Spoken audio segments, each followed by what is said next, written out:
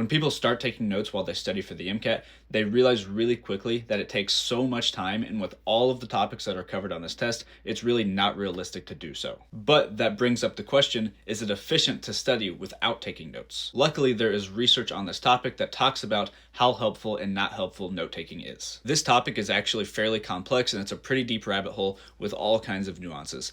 But if you assume that most people take notes in the sense that they are looking at material and then writing down something that's fairly similar to what the material already says, the research is actually really clear on that type of note-taking.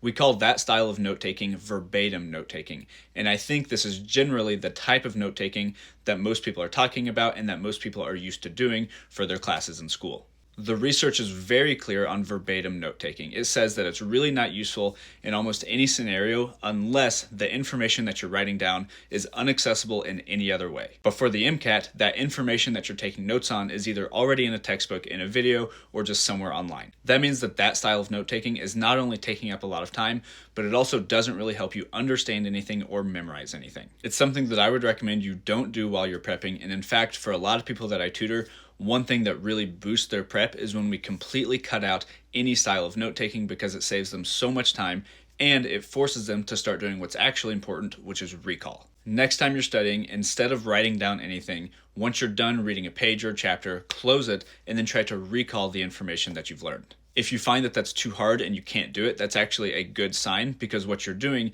is identifying that you're unable to do that, which means you would not have been able to do that on the test.